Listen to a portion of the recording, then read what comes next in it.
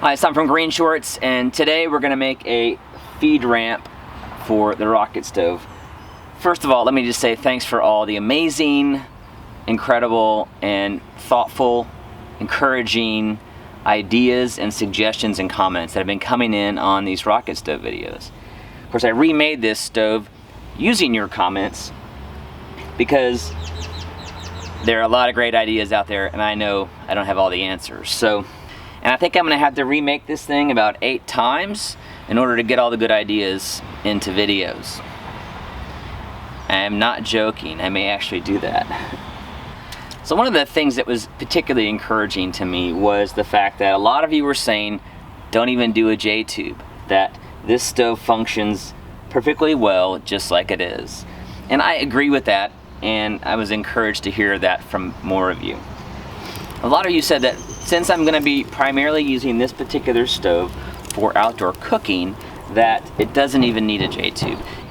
So that said, I am an experimenter, as I'm sure you've figured out by watching my videos. And so I do want to try a J-tube. But I also recognize that there's some math involved and that I need a little bit more time to really sort through the comments, to do a little bit more research, and build my form to build a proper J-tube for this stove. I'm also going to adapt that particular version into more of a rocket mass heater. So not a stove, not like this particular one is going to be used, but a rocket mass heater. And that's really where a J-tube comes more into play, is for providing long-term feed, actually slowing the burn down, increasing efficiency, but more for the purpose of heating versus cooking. So what I'm going to do today is make a feed ramp using some C-channel steel that I picked up at a recycling event this weekend. And it was Alan Firkenhoff's comment that got me thinking in this direction. Thanks, Alan. So I'm going to use the C-channel steel for a feed ramp that's going to come in to the stove here. I had a lot of comments that pointed me to a steeper feed ramp than I had, but not so steep that the fire started to burn up the feed tube instead of burning up the chimney of the stove. Another great suggestion that came out of the comments was some sort of banding or wire around the outside of this stove to keep that crack from getting bigger and help hold the stove together. So I'm hoping that I can salvage this particular stove with a band around the outside.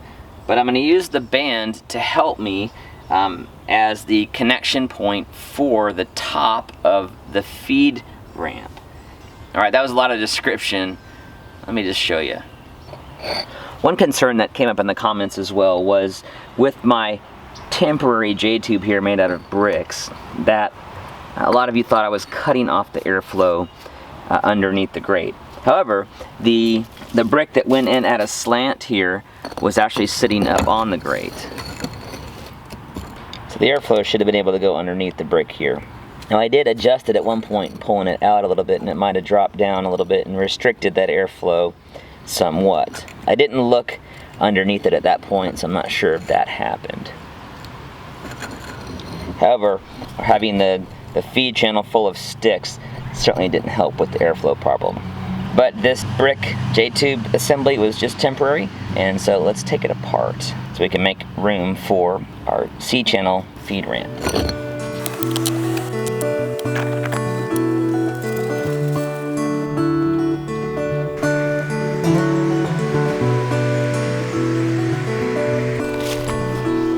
This particular C-channel is probably more beefy than I would need for this, but since it was free, I'm going to use it. I'm also going to make use of this hole right here to hold the top of it, so I'll be cutting this particular piece off using my grinder. I've opted for my corded grinder for this particular cutoff. I have a cordless one, which I like for ease of use, but the battery strength just can't handle big fat steel like this, so I'm going to use the corded one. I'm also going with a little bit fatter of a cutoff wheel.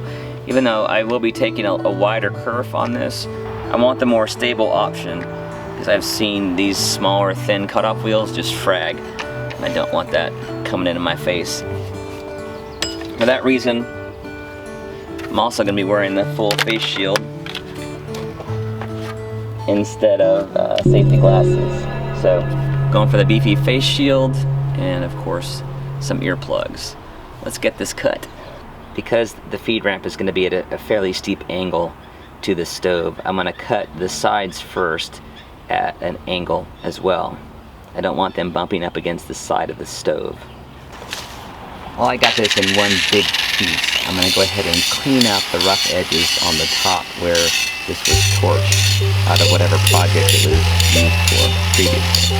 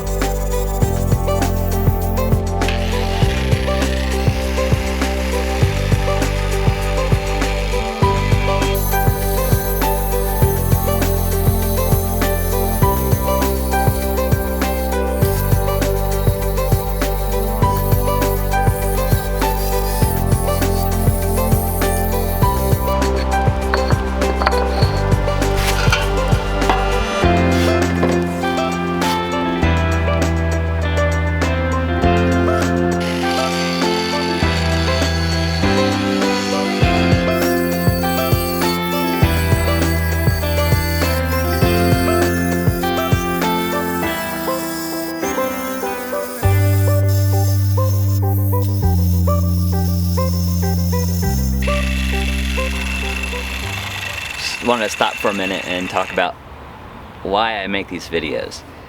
And a good example of why is a comment I got from a viewer, Derber.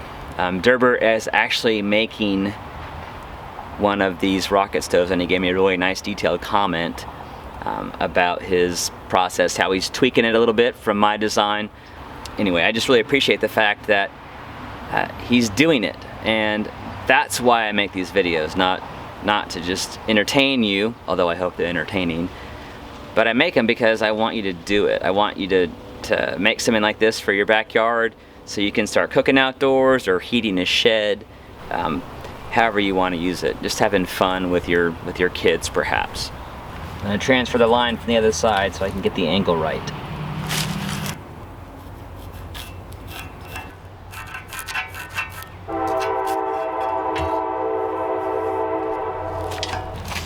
Train's coming. So maybe the shorts weren't the best idea, but it's not that painful. Just keeping my knees out of the sparks. So Derber, as it turns out, happens to live in the town in northern Illinois that's right next to the town where I went to college. So it was fun to make that connection as well. He's also lamenting that it's still winter up there. In fact, the high here today is going to be 80 degrees here in Atlanta, Georgia. Although that's temporary. Tomorrow it's going to go back down into the 60s. It's my favorite time of year here. The leaves are coming out on the trees. The temperatures are going up. It's soccer season. That's not a consolation for those of you who are still in colder climates. But I did want to encourage you, Derber. Spring's coming, brother. Spring's coming. All right, see if I can snap this off.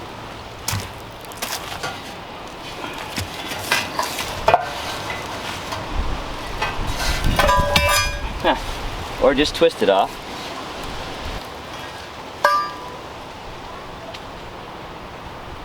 Okay, I could probably land an airplane on this, but again, I'm using it because I had it on hand.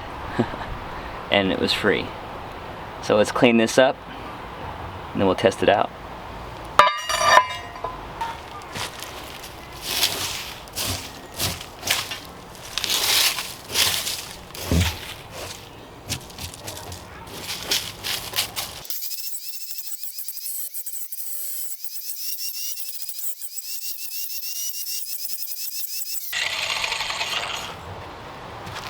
Yeah.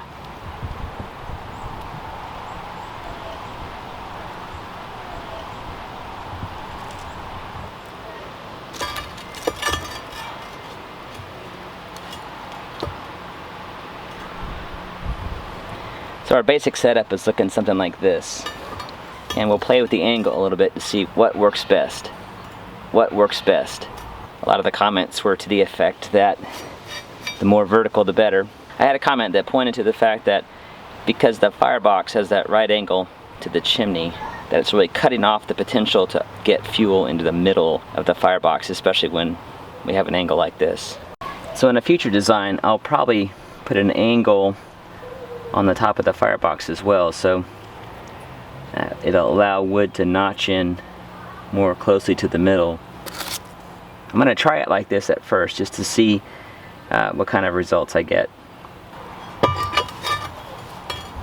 To support this ramp, instead of doing legs, which would kind of create a mess down here in my mind, I'm going to hang it from the stove using this hole, but I'm going to attach whatever I'm hanging it with to a band. And the band is going to help me keep that crack from opening up too much and from a second crack forming in the back of the stove. To make my band, I'm going to use a thin piece of steel. Like for example, this strap. This would be ideal. Bends fairly easily. Probably can drill through it with a metal drill bit. I'm going to straighten out some of these bent areas. The beauty of this is wrap this right around.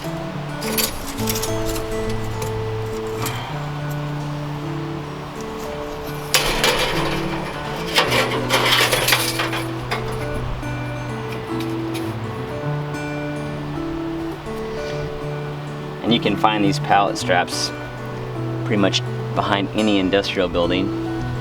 Home Depot. I'm going to get a general circumference on this and then cut it off, and then I'll do a fine tuning on it. And just put a bend in there where I'm going to cut it and then go back to the grinder.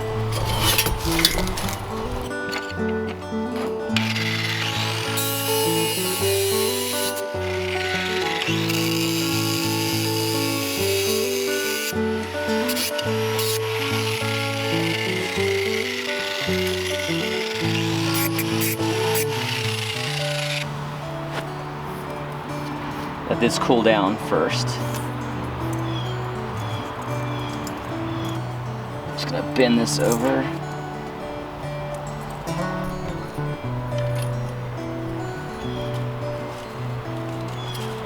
Bend it back out.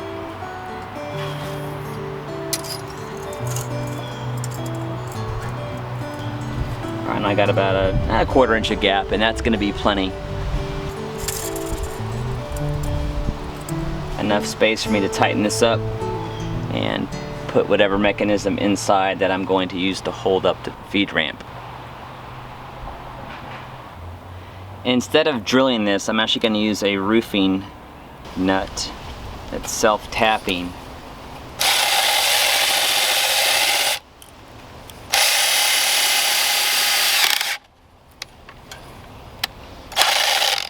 But I'm going to drill each side independently.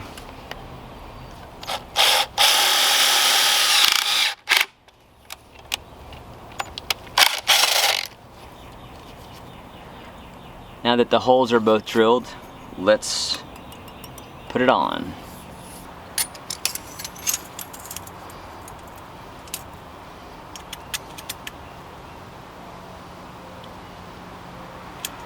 Actually, I've got some shorter ones of these that will be plenty.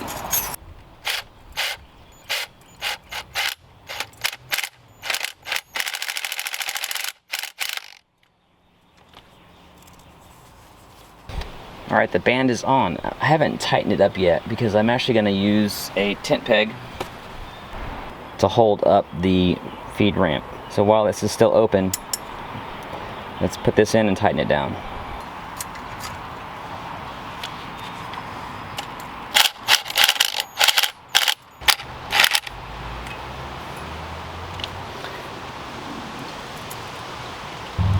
Now that I've got this bolted off, I'm going to trim off the ends.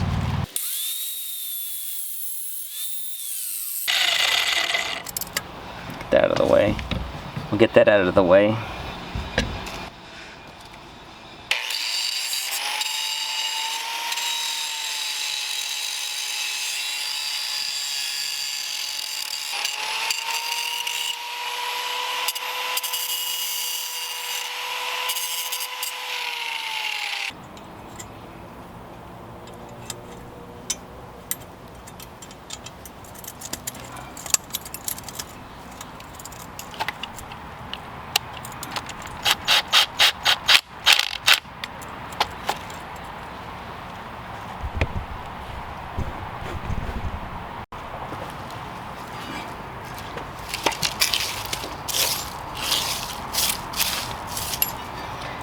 To insert the ramp, I'm going to stand it up and feed through the tent peg. And while I've got it right about here, about a half an inch out, I'm going to bend it over.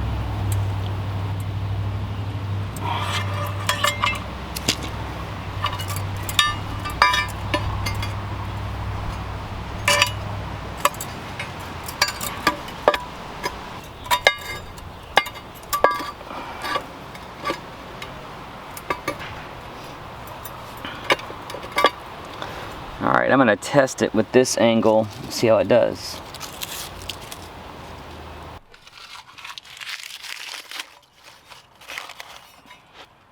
Let's build the starting fire.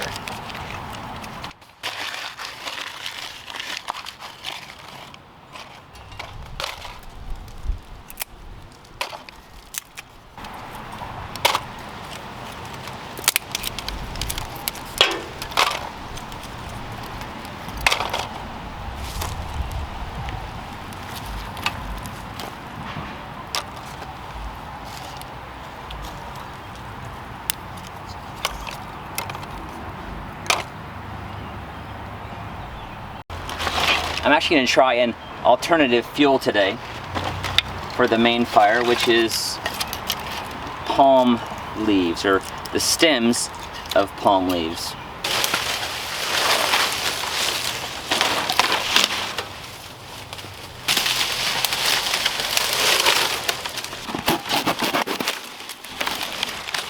I was at the beach for spring break with my family and picked up some dead, dry palm fronds. These are long and lightweight, and I'm expecting them to burn pretty well. So this will be a great found fuel for someone who lives in a tropical area or subtropical. All right, let's see how this works.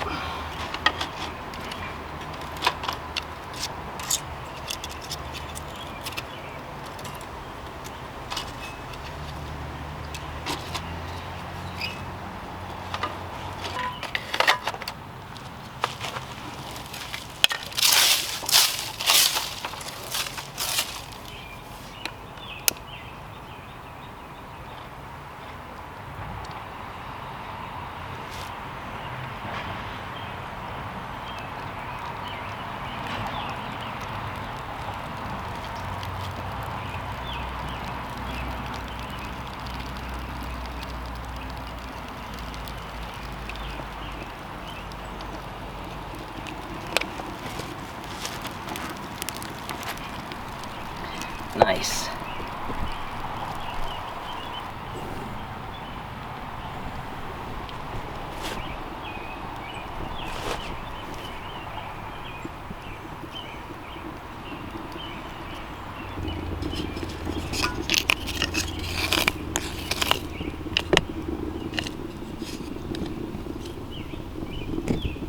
My main concern here is if these are going to start burning up the ramp versus burning out the stove. It seems to me like the draft is really pulling in right now, so I'm optimistic. Let's get some more fuel in, so we can get this fire a little bit bigger.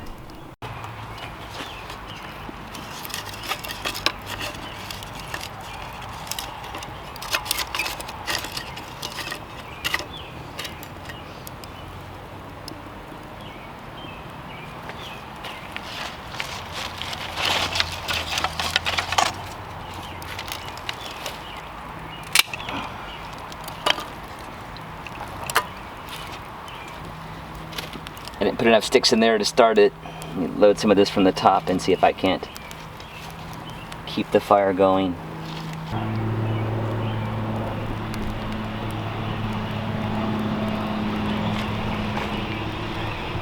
So I think the ramp is actually too steep right now. I'm going to try a lower angle and see if that works. Obviously I'm going to have to disconnect my tent peg and just use a brick to hold up the ramp. But I think that I can always find some longer wire to hold the ramp at the right angle.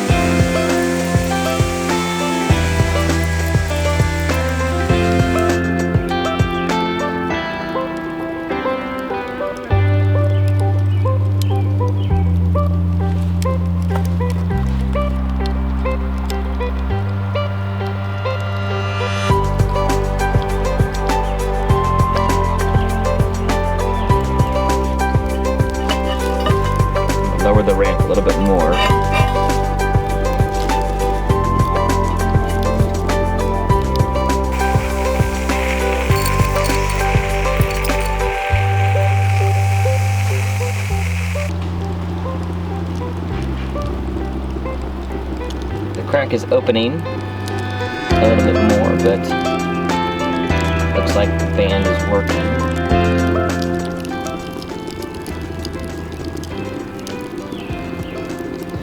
So the verdict on this ramp is that it seems to do better the lower the angle. So in other words, more like it was without a ramp.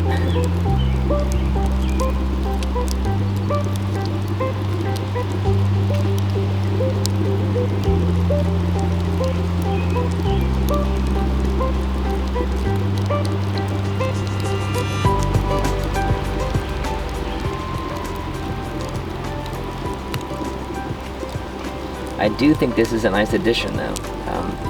It just gives me a place to put the fuel, to slide it in.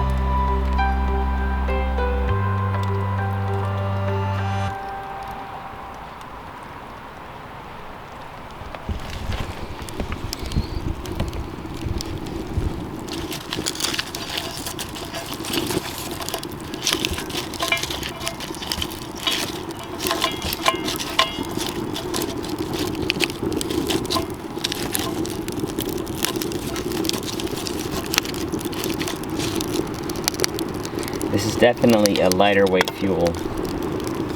There don't seem to be as many BTUs in this, say, as oak or another hardwood.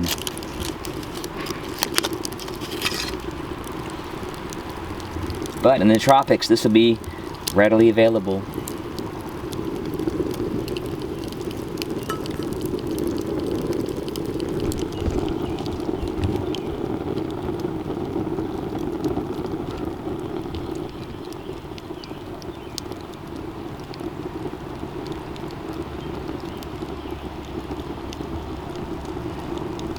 So the crack is definitely wider than it's been, certainly in the last firing.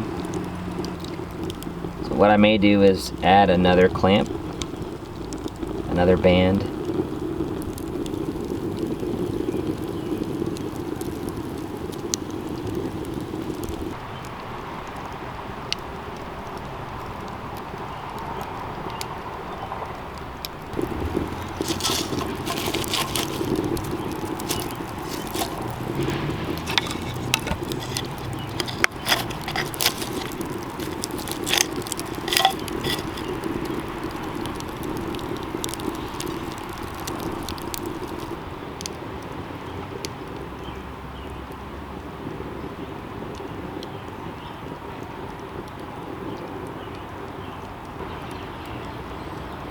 I'm gonna try it without the ramp, just for kicks.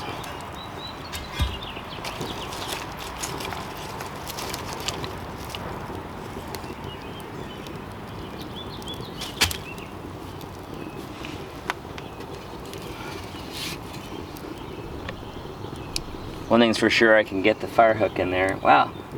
Well, I did just add fuel, but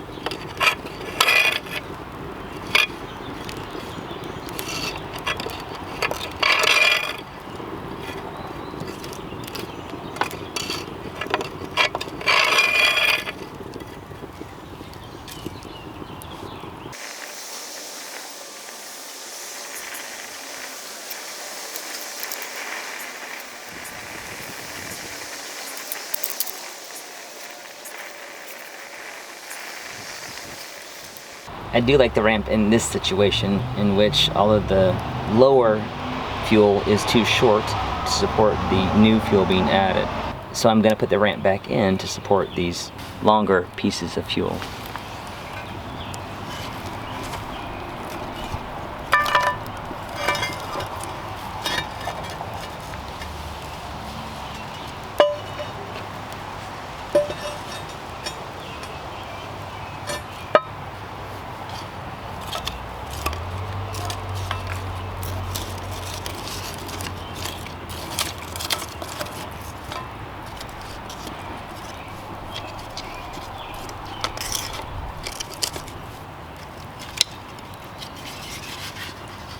As always, our mission here at Green Shorts is to help you see green so you can be green.